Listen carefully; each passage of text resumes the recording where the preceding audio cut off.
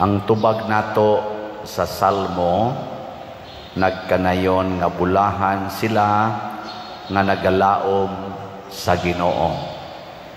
Nganong bulahan man ang naglaom sa Ginoo tungod kay pirmi silang malinawon. Kay kun anhi ta maglaom sa tao matud pas atong ebanghelyo, magunay ra diinig away ang tao. Hasta dihas pamilya, magunay og away. Nahitabo ba na sa inyong pamilya karon?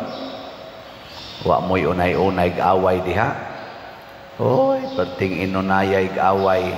Kamilas una, magsukmagay pamanggani mi. Gagmay paming bata. Nya ang inahan, nga mao'y tighapuhap sa bata, aron matog.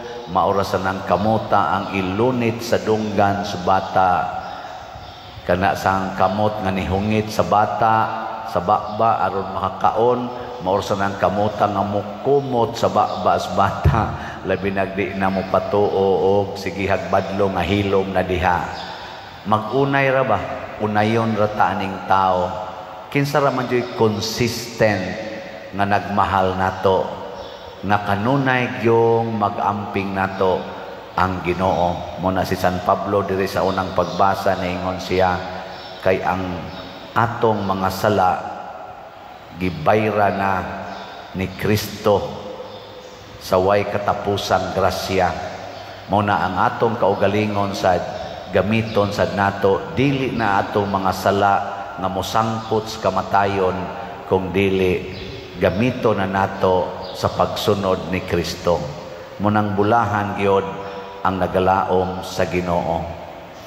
Kining ato dinhing pamaagi sa paghimo aning atong mga financial na mga kinahanglanon, labi na ning atong kinahanglanon atong niagi natong pista, kining atong umaabot karon nga mga All Saints Day, All Souls Day, o tanan nato dining activities, mga projects kani atong kumbinto. Ang gauna gid dinhi is trust in the Lord. Okay, lingay mong tupad ingna, do you trust in the Lord? Inamisalig bakas Ginoo nga monindot ra gid ang imong naong bisag katag na kay kagkilay. Wa ba ka mosalig sa parlor aron mo gwapa ka og mo gwapo? Kinsa may gisaligan nimo aron nga monindot tan-awon imong buhok ang Ginoo ba o kanang tig color? Kinsa may imong gisaligan aron ang inyong balay secured, ang imo bang koral o ang Ginoo ba? Ang imo bang CCTV o ang Ginoo ba? Hain man ang imong paglaom aron mo arang-arang ang imong kahimtang, naabas imong trabaho karon, naabas imong boss o naabas Ginoo. Kinsa may imong gisaligan karon nga makahatag og good future sa imong kinabuhi? Kana bang pagsigig simba o pag-maintain og purity and virginity, o kana bang imong kabit nga dato nga magsigig hatag nimo house unlat pagani, dagko pa kay kag alawan sa imong pag-eskwela, pero ang nag-support nimo ang imo sang kabit nga magsigig gamit nimo sexually? Sige, tubag na. Kinsa may imong gilauman nga makapapasar nimo sa exam panahon sa inyong mga exam sa eskwelahan? Kana bang pagpangupya sa imong classmate nga bright, o ang pagtuon ba bisag nagkalisod ka ang pagtuon? Hain man ang atong paglaom. Hay may gilauman ako nga makapalambo ani atong parokya, ang ako bang kaugalingon ug ang akong isig kapari, obispo, kardinal, santo papa, magsigi kong pangayo nila, o anha ba ko sa Ginoo maminaw kung unsay itudlo sa Ginoo aron pagpadagan din is parokya ug sa akong kinabuhi isip pari. Nindot kay mga igsoon kung mosunod tas Ginoo. Dinhi sa atong ebanghelyo nag-ingon gid siya diri, inig kana nang inig kasamok nas kalibutan, kinahanglan mahinomdom kita nga ang Ginoo gisundon.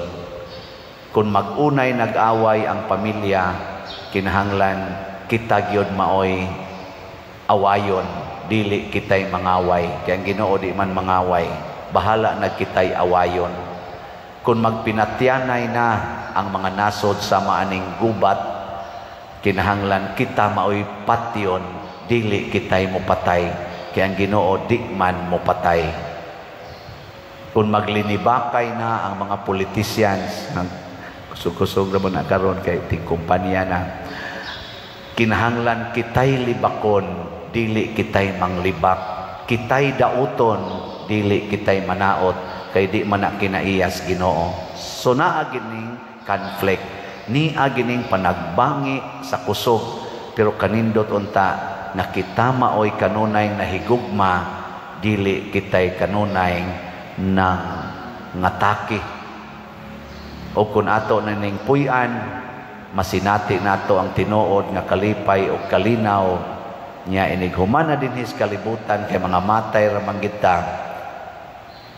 Kay nakasa naman tang tanan, kay matod pa diri unsa may nakuha nato sa atong pagbuhat sa mga butang na karon gikaulaw na nato. Matod pang San Pablo, gikaulaw na Manila katong ilang pagka-arrogante, katong pagka-persecutor ni San Pablo, katong iyang pagka-isog, gikaulaw na to niya.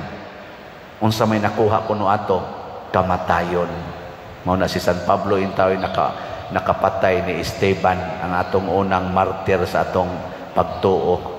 Pero karon matod pa ni San Pablo, ilisa na nato sa pagkabalaan. Ikaulaw unta nato ang sala.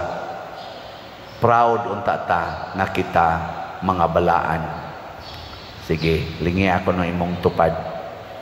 Inaunsa maroy imong ikaulaw, ang imong uban sa buhok o ang imo bang kamatuoran nga ikaw ubano na gyud.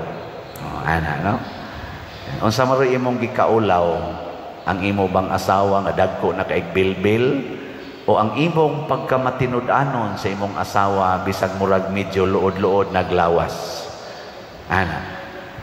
Hay maroy imong gikaulaw, ang pagkuyog bas imong ginikanan nga 14 taong pobrehag naong o ang paggarbo na tungod aning maong ginikanan nakapalampos ni nako sa pag-eskwela. Ana ba? Unsa may katapusan na sukdanan sa atong pagka-proud, ang pagsaksi sa kamatuoran.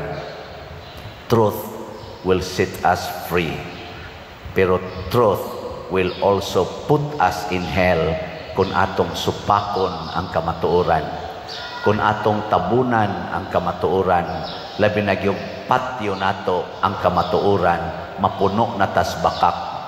Diha sa atong social media, naata ng pagpamakak. Kaning pagpangumpanya usahay sa mga politicians, pulos-pulos gyud bakak. Adi sa nuntan natin. Daghan ang mga bakak nga ipanghatag. Patiyan tanis politician, sige na manindog na ta. Mga igsoon, masaligon kita nga ang Dios Amahan dili gyud mo pakyas sa atong mga panginahanglan, busa uban sa mapaubsanon og matinud-anong kasing-kasing moingon kita, Ginoo kaluy kami.